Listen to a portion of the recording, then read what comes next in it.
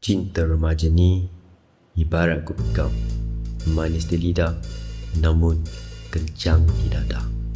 Ya Abu, kau tahu tak birthday si Nabila tu dah dekat dah. Ya. Ya. Awak ada lah juga dengar katanya dia nak beli dress branded katanya. Dah branded? Yang kata dalam rega 800 juga lah. Ai, tapi daripada dia 800 dress tu, bayar hutang ni dulu. Alamak, langsung keluar QR ya. Kata Bayar kan? Nampak gayanya, jalan harus ku cari demi si buah hati. Secawan kopi, hanya tu ku pinta. Nama dompetku lain bicara.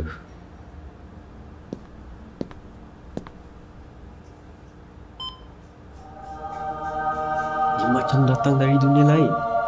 Dunia di mana tak perlu tunai, tak perlu tunggu dan tak pernah ragu. Susah, memang susah. Tapi tiada susah yang tiada sudah.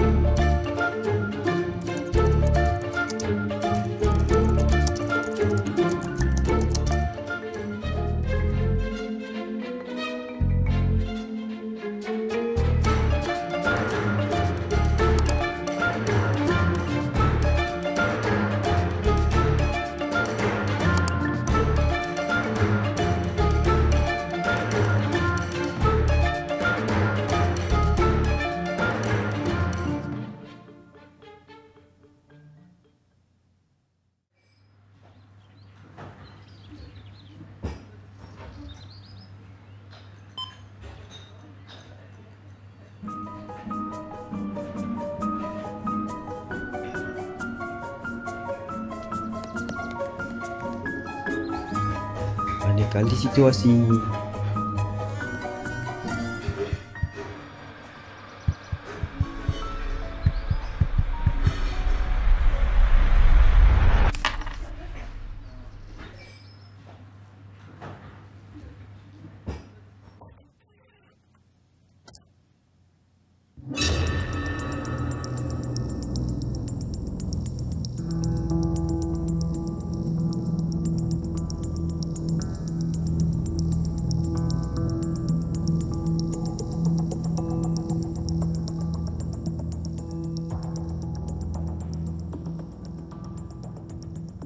Jangan Nubai, jangan Nubai.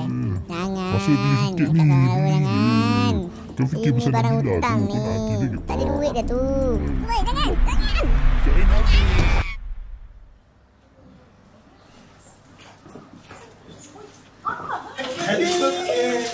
Cute kita.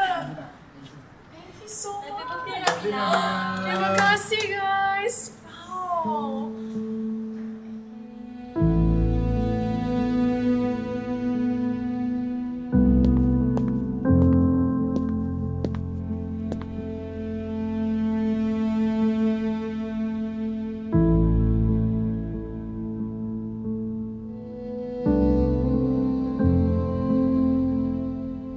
Saya kira awak dah tewas. saya dah bagi segalanya. Malah lebih lagi. Kalau benda ni pun awak gagal, mungkin kita tak ditakdirkan bersama. Mungkin ni boleh tolong awak.